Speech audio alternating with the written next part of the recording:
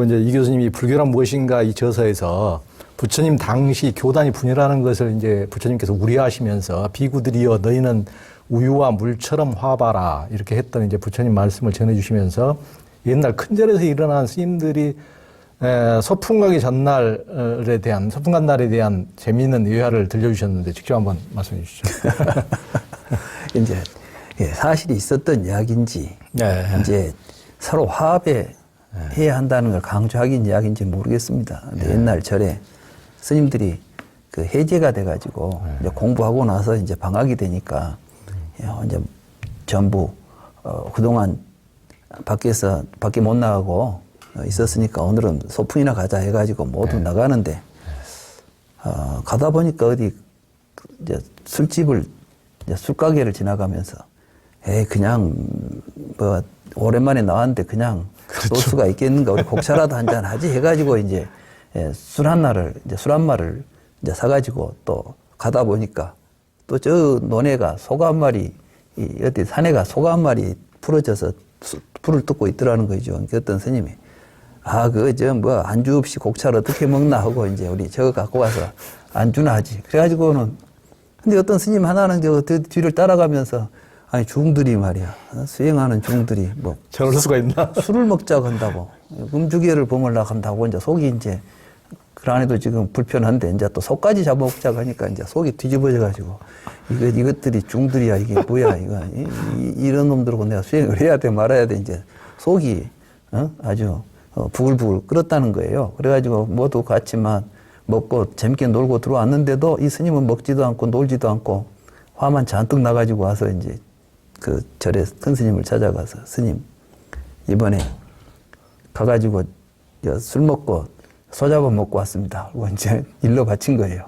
그러니까 큰일 났습니다. 이제 우리 절에 망했습니다. 우리 절에 스님들이 이 모양입니다. 하고 이제 고해 바치니까 스님이 정말 큰일 났다. 우리 절이 망하게 생겼다. 대중들을 다 모아라. 전부 이제 모아놨다는 거예요. 전부 모으니까 이제 이 스님은 이제 다른 스님들 이제 크게 혼날 거다고 탁 기대하고 있는데 그 고해 바친 스님을 불러가고 이놈을 당장 이 절에서 내쫓아라. 대중의 화합을 깬 놈은 여기 있어서는 안 된다고 쫓아버렸다는 거예요. 그 이야기를 들으면은 참 정의로운 우리가 보통 이야기할 때 정의 사회 뭐덕이 하면서 막 정의를 위해서 막 이런 것들을 이제 강조하잖아요. 근데 절집에서 나 처음에 이야기 듣고 뭔 이런 놈 동네가 다 있어. 정의로운 놈 쫓아내고 지금 불의로운 놈들이 사는 거 아니냐 그랬는데 가만히 생각해 보니까 이 이야기는 술 먹고 소 잡아 먹으라는 이야기가 아니라 계가 뭐냐. 계율의 근본이 뭐냐. 이게 이제 이걸 강조한 거예요. 그렇지. 소 잡아 먹으라는 이야기가 아니야. 근데 제가 이제 그러다가 맞지만 니까야에 보면 울덩어리경이 있잖아요. 울덩어리경에서 부처님이 누가 당신은 제자들에게 뭘 가르칩니까? 그러니까 나는 다투지 않고 사는 법을 가르칩니다. 제가 이제 그 뒤에 그렇구나. 사람이 다투지 않기 위해서는 그게 최고의 덕목이다.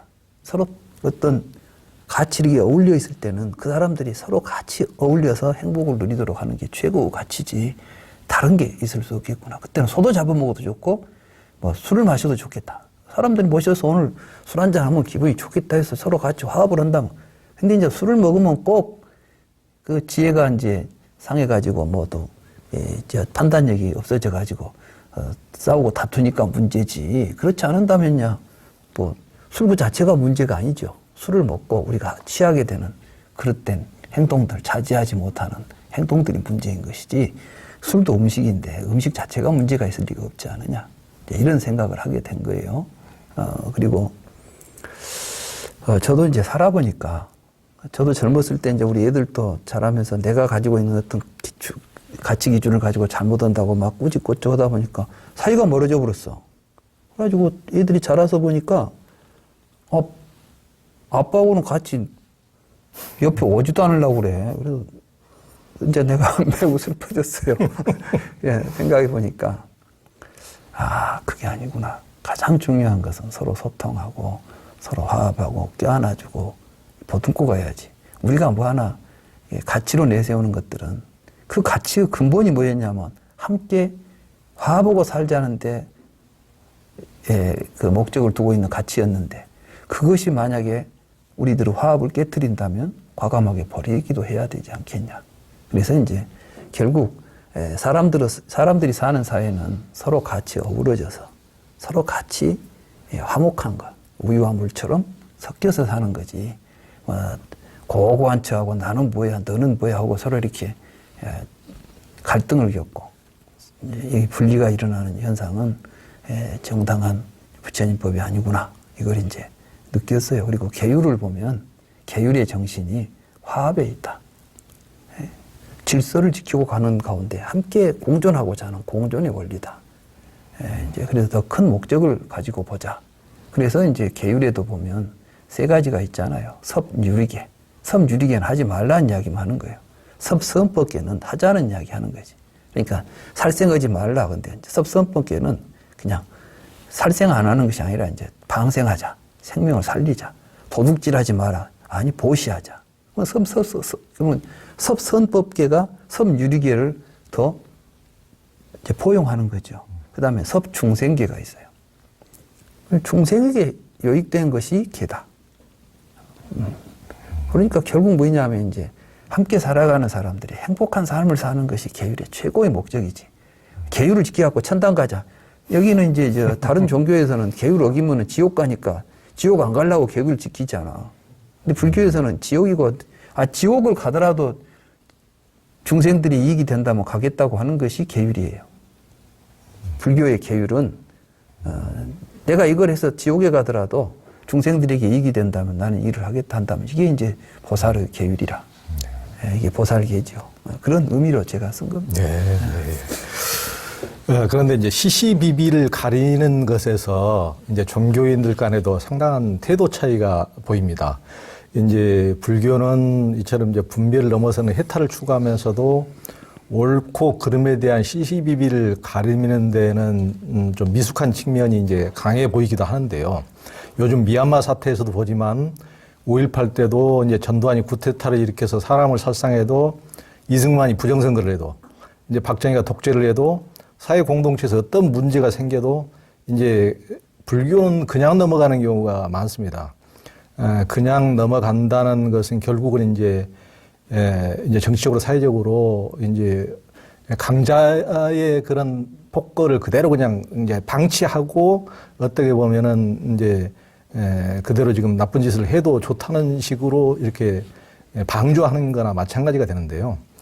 그리고 이제 근데 이제 옳고 그런데 투신을 하고 정의 앞장서고 뭐 이제 그 굉장히 뭐 민주화 운동이나 다른 것에도 나서는 건 이제 기독교가 그게 굉장히 많이 하거든요.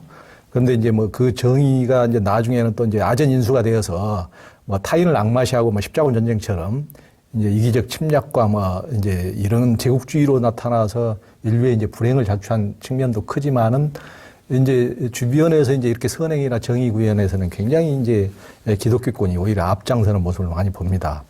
이제 교수님은 화합과 평화를 앞세우는 불교, 그러면서도 시시비비에 대해 세상을 좀 더 진보케 하기보다는 보수적이게 하는 불교가 그게 이제 본래 부처님이 지향하는 것인지 이를 어떻게 보십니까?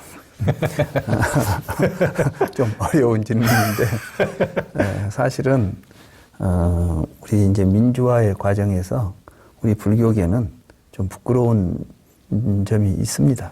분명히 많이 부끄럽습니다. 이제 그것은 우리가 저는 불자로서 그 점 분명히 인정해야 한다고 봅니다. 다른 종교보다 좀 더 적극적이지 못했고, 물론 그 중에는 이제 훌륭하게 그 민주화 투쟁에 앞장선 스님들도 이제 계십니다. 그러나 좀 더 한국 종교계를 대표하는 민족 종교로서 우리 민족의 어떤 민주화의 그 도정에 적극적이지 못한 것은 사실인 것 같습니다.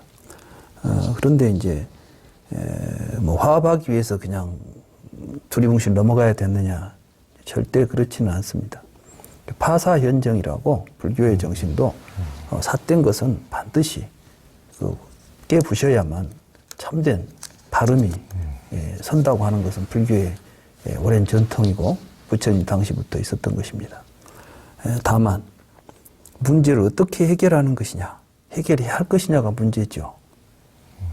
제가 이제 부끄럽게 생각하는 것은 길거리에 스님들이 나와서 데모하지 않았다는 사실이 아니라 그 기간 동안 이러한 우리가 겪고 있는 어떤 그 독재 이런 것을 상대해서 우리가 사회적으로 뭔가 역할을 전혀 시도하지 않았다는 것입니다.